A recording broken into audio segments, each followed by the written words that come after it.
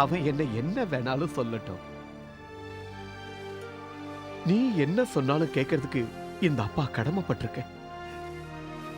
ஏன்னா அந்த அளவுக்கு பெரிய துரோகத்தை தான் நான் உனக்கு செஞ்சிருக்கேன். பேசுப்பா. உன் கோபம் தீர்ற வரைக்கும் இந்த அப்பாவை திட்டுப்பா.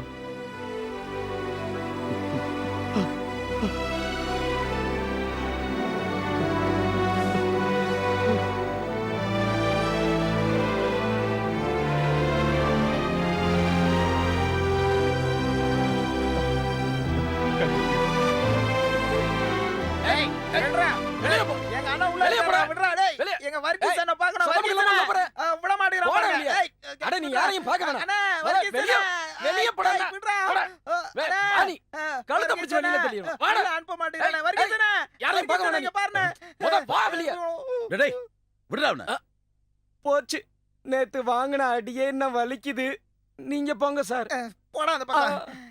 5 நிமிஷத்துல கீர்த்தனா பாடிட்டு வரேன்னு வந்த ஆளு நீங்க. இங்க வந்து பார்த்தா அப்பாவும் புள்ளிய கட்டி பிடிச்சிட்டு நிக்கிறீங்க. அதோட கமலஹாசன் படத்துல வர மாதிரி ஒரு கிஸ்ஸும் கொடுக்க வேண்டியதானே. பில்லு கேட்ட காசு இல்லாம பார்ல இருக்கிறவனுக்கு எல்லாரும் என்ன டின்னு கட்டிட்டானுங்க. சைடிஷ் பாத்திரத்தை எல்லாத்தையும் கழுவு வச்சு உயிரை வாங்கிட்டானுங்க. 2 வாட்டி தூக்கி விழுந்தேன்னு என் கண்ணில் ஊர்காயை தடவி விட்டானுங்க. 1500 ரூபாய் பில்லுக்கு 2500 ரூபாய்க்கு வேலை வாங்கிட்டானுங்க. 2 கண்ணும் எரியுது. சந்தோஷமா இப்போ உங்களுக்கு? டேய், நான் என்னடா பண்றது? நேத்து குடிச்சு ரொம்ப ஓவர் ஆயிட்டேன். அப்புறம் என்ன இவங்க தூக்கி கொண்டு போய் உள்ள படுக்க வச்சுட்டாங்க. டேய், நாம நினைக்கிற மாதிரி இவங்க இல்லடா. அப்ப நம்ம நினைச்சாலும் இவங்க இல்லையா? அப்ப இங்கே அடிதானா? அது இல்லடா. அப்ப எங்க அப்பா ரொம்ப அப்பாவி. அப்படின்னா அப்பா புள்ளைய சேர்ந்துட்டீங்களா? யாரது? என் கூட வந்தவன் நேத்து தனியா விட்டுட்டு வந்துட்டான்ல, அதான் என்னன்னு கேக்குறான்.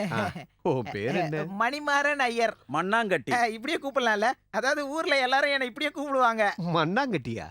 மண்ணாங்கட்டினா அந்த மண்ணுல கட்டியா இருக்கு. அதாவது சின்ன வயசுல உங்க வீட்டுக்கு மண்ணாங்கட்டி உடைக்கிற வேலைக்கு வந்துட்டானா, அன்னில இருந்து என்ன மண்ணாங்கட்டி தான் கூப்பிடுவாங்க. உள்ள வாங்க. போதும்பா, சாப்பிடுப்பா. நம்ம வீட்டு இட்லியும் சாம்பாரும் பிடிக்காது போல இருக்கு.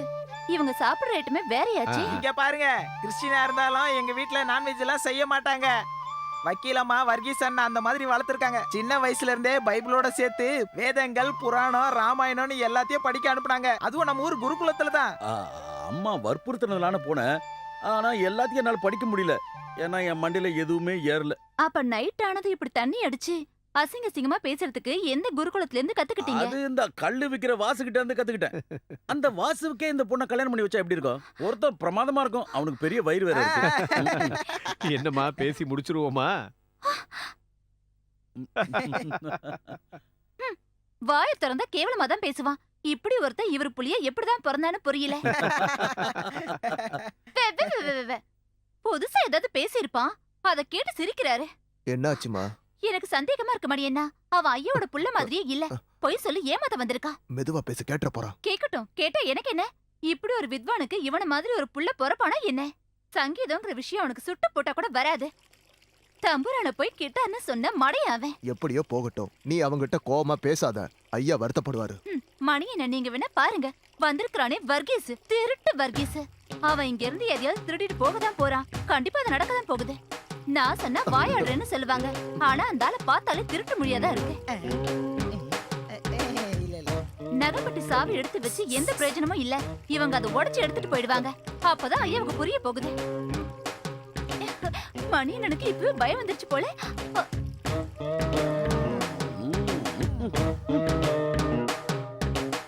நாங்க யாருன்னு தெரிஞ்சதுக்கு அப்புறம் உண்மையை இனி தைரியமா சொல்லலாம்ல. நாங்க திருட மட்டும் இல்ல.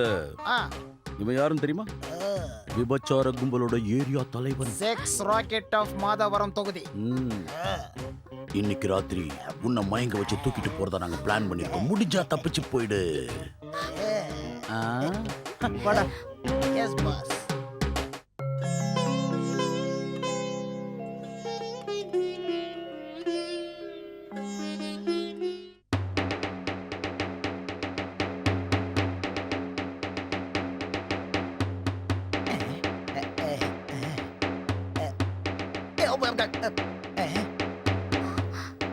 கடவுளே, செம்ப திருடுறானே.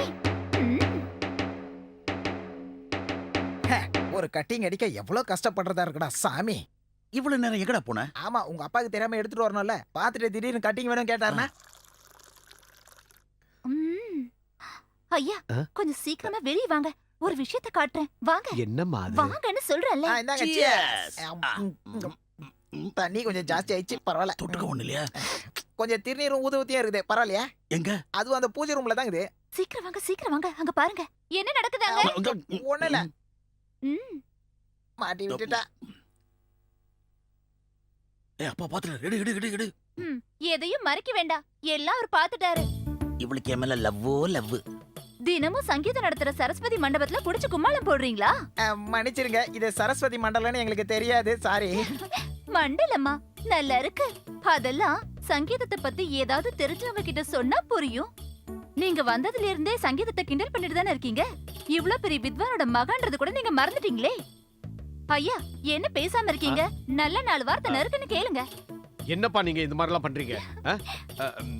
நீ போய் டேபிள்ல சாப்பாடெல்லாம் எடுத்து வை, நான் இவங்களை நல்லா திட்டிட்டு வரேன். ம், நல்லா திட்டுங்க, ஆ, விட்டுறாதீங்க.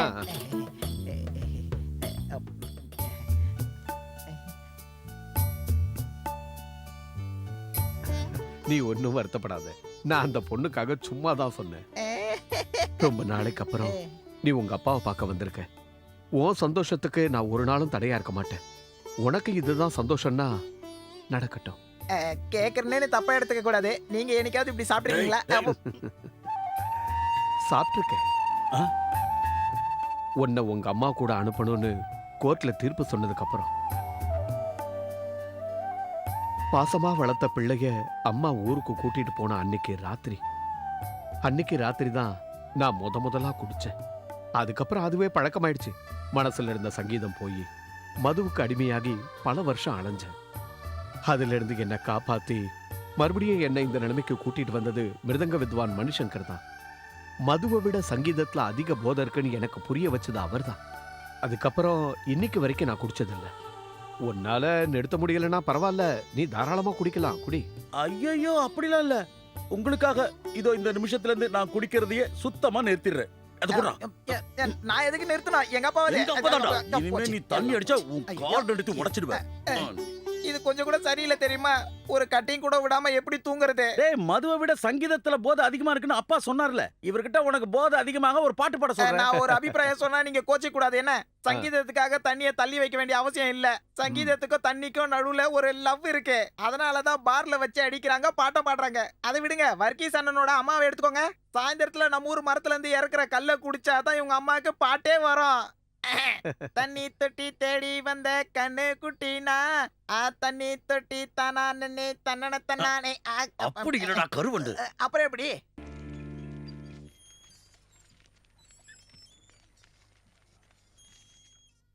இந்த வருஷ திருவிழாவை அவங்களும் நடத்த போறது இல்ல. அதுக்காக நம்ம கை கட்டி இருந்து பாத்துக்கிட்டு இருக்க முடியாது. அண்ணே அங்க பாருங்க, வக்கீலம்மா வராங்க. என்ன வக்கீலம்மா, மவன் அங்க ஐயங்கார் அப்பாவோட தூள் கிளப்புறானாமே. ஞானஸ்தானம் பண்ணி திருவிழா நடத்துவேன்னு சொல்லிட்டு போன ஆளு இப்ப மந்திரம் சொல்லி அங்கே செட்டில் ஆயிட்டானா? ஐயங்கார் இனிமே அவனை இங்க அனுப்புவார்னு எனக்கு தோணல. திருவிழா நடத்த நீங்க வேற ஆளை யாராவது பாருங்க. பாசமான புள்ள உங்க கைய விட்டு போயிட்டா. ஏன் சொல்றேன்னா, இனிமே உங்களுக்கு ஒரு சொந்த மகன் வேணும்னா நீங்க 2ஆம் கல்யாணம் பண்ணித்தான் ஆகணும். என்ன வக்கீலம்மா, 2ஆம் கல்யாணத்துக்கு ஏற்பாடு பண்ணவா?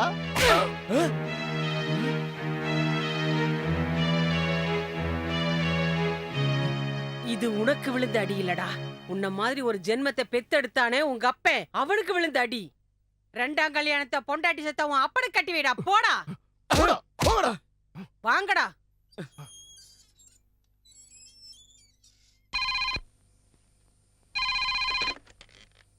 ஹலோ ஹலோ ஹலோ, யாருன்னு சொல்லுங்க. யாரு? நான் தான். நான் வர்கீஸ் கூட கொஞ்சம் பேசணும். யாருப்பா? உனக்கு தான். எனக்கா? ஹலோ, நான் சங்கீத வித்வானுடைய பையன் வர்கீஸ் ஐயங்கார் பேசுறேன். நீங்க யாரு? சிலுவை விட்டு மரியம்மா பேசுறேன். அவங்கள உனக்கு தெரியுமா? அம்மா. நீங்க யாரு? வித்வான் ஐயாவோட மனைவியா? ஹரி வீட்ல என்ன விசேஷம்? For more updates, like, comment, subscribe to our channel.